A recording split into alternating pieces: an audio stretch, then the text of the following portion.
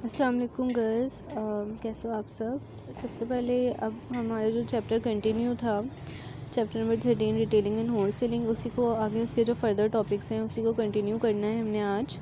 Last time हमने major types of retail organisations पढ़ा था। अब आज हमने पढ़ना है रिटेलर मार्केटिंग डिसीजंस। यहाँ पे हम ये पढ़ेंगे कि बेसिकली वो कौन से मार्केटिंग डिसीजंस हैं जो कि रिटेलर्स लेते हैं, ठीक है, जो कि रिटेलर्स यूज़ करते हैं, कौन सी स्ट्रेटजीज़ हैं जिनको वो अपनी सेलिंग ऑफ गुड्स में यूज़ कर रहे होते हैं अपने कस्टमर्स को अट्रैक्ट करने के लिए, ठीक है। अब यहाँ पे इन्होंने जो फर्स्ट पैराग्राफ है इसमें ये बात की हुई है कि जो रिटेलर्स होते हैं ना, वो हमेशा ऐसी मार्केटिंग स्ट्रेटजीज़ ढूंढना चाहते हैं जो कि कस्टमर्स को अट्रैक्ट करे और इस तरह की स्ट्रेटजीज़ हों जो कि बहुत ज़्यादा ना कस्टमर्स के साथ फेमिलियर भी हों, प्लस इस तरह की हों कि कस्टमर्स आसानी से मान जाए। इसके अलावा एक और चीज़ ये लोग ज़रूर ऐड करते हैं कि जब भी वो कोई भी प्रोडक्ट लाते हैं ना, तो उसके बारे में उनको क्वालिटीज़ बहुत डिटेल में एक्सप्लेन करते हैं, जिसकी वजह से कस्टमर उनसे इंस्पायर होता है और सेकेंडली क्या करता है, प्रोडक्ट को ले लेता है। इसके अलावा एक और चीज़ ये थी कि जो रिटेलर्स हैं, आप लोगों ने मार्केटिंग मिक्स पढ़ा था ना, उसमें 4 पीस थे। इसी तरह से रिटेलर्स भी अपने 4 पीस जो इनके अकॉर्डिंगली बनते हैं उसके अकॉर्डिंगली क्या करते हैं, डिसीजंस लेते हैं, ठीक है। अब यहाँ पे सबसे फर्स्ट पे आप लोग फर्स्ट पैराग्राफ मैंने बता दिया, सेकंड में इन्होंने बताया हुआ है, डायग्राम की एक्सप्लेनेशन बताई हुई है और डायग्राम के बारे में बताया हुआ है कि क्या होता है कि जब आप लोग डिफरेंट रिटेलर्स जो डिफरेंट मार्केट्स को जब सर्व करते हैं ना, डिफरेंट सर्विसेज प्रोवाइड करते हैं, डिफरेंट प्रोडक्ट्स प्रोवाइड करते हैं, तो वो उसी के अकॉर्डिंगली अपनी मार्केटिंग स्ट्रेटजीज़ बनाते हैं और उसी के अकॉर्डिंगली अपने मार्केटिंग डिसीजंस लेते हैं, ठीक है।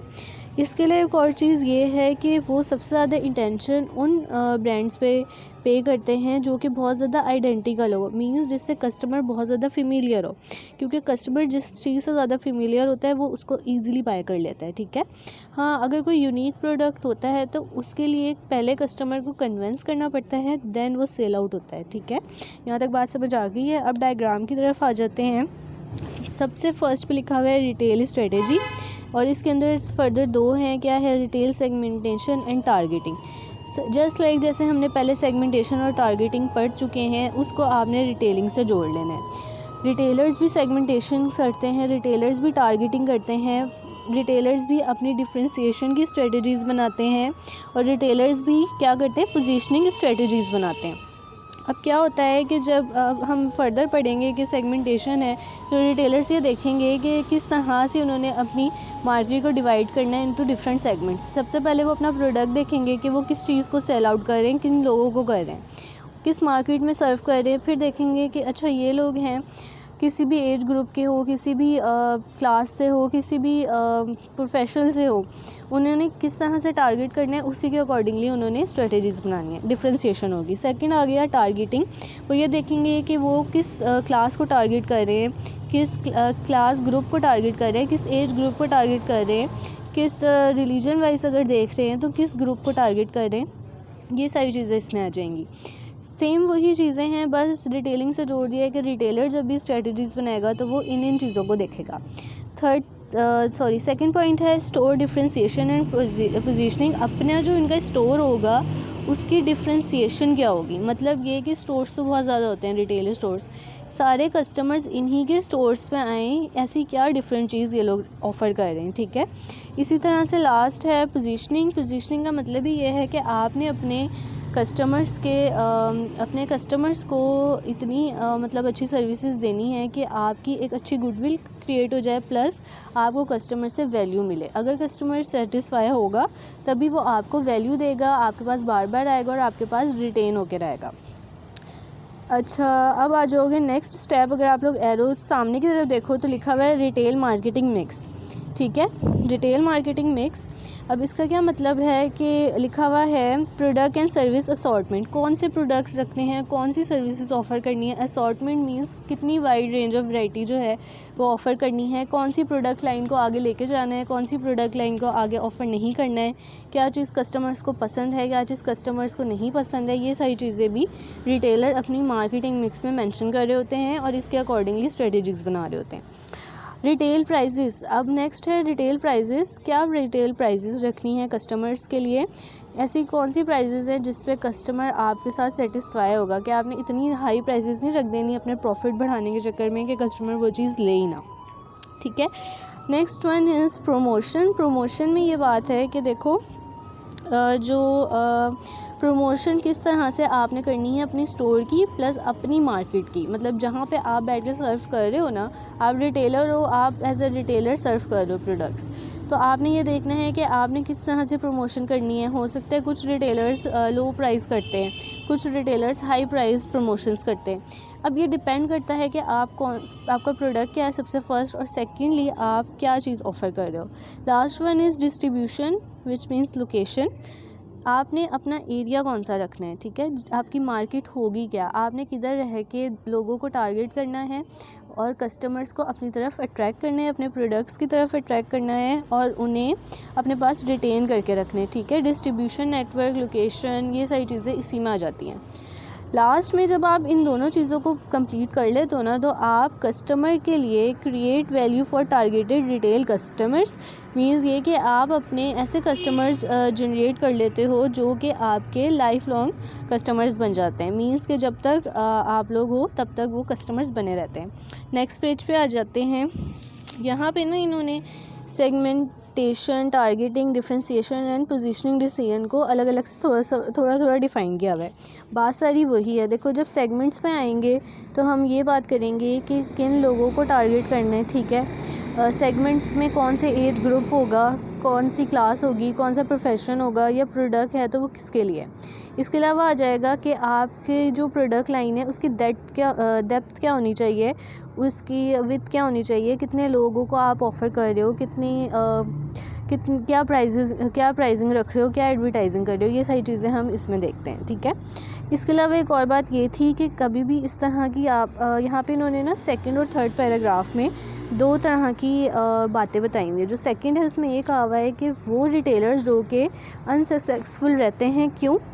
क्योंकि वो एक चीज़ ये करते हैं कि वो कोई एक प्रोडक्ट ना सबके लिए कर देते हैं। ऐसा नहीं होता, एक प्रोडक्ट किसी एक स्पेशल ग्रुप को टारगेट कर रहा होता है, हर एक के लिए नहीं होता है। सबसे पहली बात तो ये होती है। सेकेंडली होता ये है कि देखो सेकेंड पैराग्राफ में उन्होंने ये बात की है कि देख in contrast successful retailers define their target markets. उन्हें पता होता है इन रिटेलर्स को कि इन्होंने किन को टारगेट करना है और किस तरह से इनकी पोजीशन स्ट्रांग हो सकती है। अब आगे इन्होंने एग्जांपल दी हुई है वॉलमार्ट एंड बिग बाज़ार की। जी हाँ, इन लोगों को पता है कि इन्होंने टारगेट किन कस्टमर्स को करना है और ये उन्हीं को टारगेट करते हैं। दूसरी बात ये लो प्राइजेस प्रमोशन की स्ट्रेटजीज़ को यूज़ करके ना अपनी एक स्ट्रॉन्ग पोजीशन इन्होंने बनाई हुई है, किसमें, मार्केट में। इसके अलावा ये कि आपको ये पता होना चाहिए कि अगर तो आपने चीज़ें ऑफ़र करनी है ना कस्टमर्स को, तो आपका प्रोडक्ट है किसके लिए बना हुआ। अगर तो वो प्रोडक्ट्स सबके लिए है तो हो सकता है आप कहीं पे कोई गलती कर रहे हो, क्योंकि सारे प्रोडक्ट सारे कस्टमर्स के लिए नहीं होते। कोई ना कोई किसी की कोई ना कोई डिफ्रेंशिएशन रखनी होती है। सेकेंडली एक और बात ये होती है कि जो सबसे ज़्यादा है ना कामयाब रिटेलर्स, वो ये चीज़ ज़रूर करते हैं कि अच्छा एक प्रोडक्ट है, ये इतने लोगों के लिए, ये कुछ स्मॉल अमाउंट के लोगों के लिए, या ये इतने ब्रांड्स के लिए, या ये इतने कस्टमर्स के लिए। कुछ लोग होते हैं जो कि एक चीज़ को सबके लिए ही वो कर देते हैं, क्या कहते हैं, फ़िक्स कर देते हैं। तो फ़िक्स वाला काम ना चलता नहीं है, क्योंकि हर एक की नेचर चेंज है, हर एक की सारी चीज़ें नेचर चेंज है, परसेप्शन चेंज है और माइंड थिंकिंग चेंज है, ठीक है। इसके आप लोग देखो, अगर तो एक कंपनी है वो सिर्फ येलो कलर की कोई चीज़ बना रही है, तो क्या ज़रूरी है सबको येलो कलर ही पसंद हो? ऐसा तो नहीं होता ना, डिफरेंट कलर्स पसंद होते हैं। ये चीज़ें आप लोग इस तरह से देखो। आगे आ जाओगे product assortment and service decisions पे। यहाँ पे क्या बात की हुई है कि देखो रिटेलर्स को पता होना चाहिए कि उनके प्रोडक्ट वेरिएबल्स क्या हैं, मींस कि उनकी प्रोडक्ट असॉर्टमेंट क्या है। असॉर्टमेंट मतलब ये कि उन्होंने प्रोडक्ट लाइन में कितनी वैरायटी ऑफ प्रोडक्ट्स रखने हैं, कितनी रेंज रखनी है, क्या कितनी क्वांटिटी में चीज़ें रखनी है, प्लस सर्विस मिक्स में आ जाएगा कि क्या सर्विसेज प्रोवाइड करनी है अगर कोई आपका कस्टमर आपके स्टोर पे आता है तो, ठीक है। और स्टोर एटमॉस्फेयर मोस्ट इंपॉर्टेंट, कि आपने अपने स्टोर का एटमॉस्फेयर कैसा रखना है। अगर आपकी क्लीन है, जगह अच्छी है, स्टोर अच्छी जगह पे लोकेटेड है, तो वहाँ पे लोग ज़रूर जाते हैं। बनिस्बत इसके कि कोई दुकान है, कोई बहुत कोने वगैरह में बनी है, वहाँ तो लोग आधे से ज़्यादा डर कर ही नहीं जाते, ठीक है। आगे एक और बात अब यहाँ पे आ जाएगी। नंबर 1 सेकंड पैराग्राफ में इन्होंने एक्सप्लेन किया हुआ है, प्रोडक्ट असॉर्टमेंट का मतलब है कि किस तरह से retailers different markets target markets हैं या डिफरेंट जो कस्टमर्स हैं उनकी एक्सपेक्टेशंस को पूरा करें। मींस कि वैरायटी ऑफ प्रोडक्ट्स रखे, क्वांटिटी ऑफ प्रोडक्ट्स रखे, हर चीज़ अवेलेबल रखे, ताकि कस्टमर अगर आए तो उसे कोई भी चीज़ ऐसे ना जाना पड़े कि उसके पास चीज़ ही नहीं है, ठीक है। इसके अलावा एक और चीज़ ये आ जाती है कि कभी भी ना कोई ऐसे ब्रांड्स हों जो कि हर एक जगह से अवेलेबल हैं, तो उनके लिए आपने किस तरह की मार्केटिंग रखनी है, ये भी बहुत इंपॉर्टेंट है।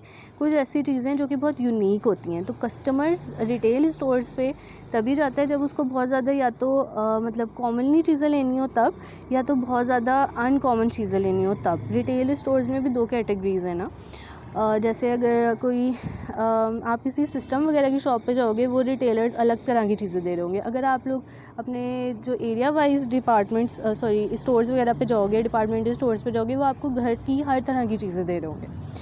सेकेंडली एक और बात ये थी कि आप ऐसा करोगे इसमें कि अगर आपका प्रोडक्ट है ना, तो आप उसमें कोई एक ऐसा फ़ीचर इंट्रोड्यूस करा दो या कोई भी इवेंट से उसके साथ ना कनेक्ट कर दो कि कस्टमर उसको देख के बहुत ज़्यादा खुश हो, ठीक है। कस्टमर उसको देख के बहुत ज़्यादा अट्रैक्ट हो। Next one is the services mix. इसमें ये है कि अगर कोई कस्टमर आता है ना, तो आपने उसको किस तरह से इंटरटेन करना है। जस्ट लाइक आप उसका किस तरह से वेलकम करते हो, किस तरह से आप उससे बात करते हो। अब इधर ही इन्होंने एक एग्जांपल दी थी एप्पल की। जो एप्पल्स के रिटेल स्टोर्स हैं ना, वहाँ पे अगर आप जाते हो ना, तो वो आपको जो आईफोन और आईपैड है ना, वो वैसी टेस्टिंग के लिए दे देते हैं कि आप ना टेक्नोलॉजी देखें और फिर बाय करें। तो ये होती है सर्विस मिक्स, कि आपने किस तरह से कस्टमर्स को अपनी तरफ अट्रैक्ट करना है, ठीक है। यहाँ तक जो है मैं इधर कवर अप करती हूँ। नेक्स्ट टॉपिक जो है वो मैं आप लोग को बताती हूँ अभी।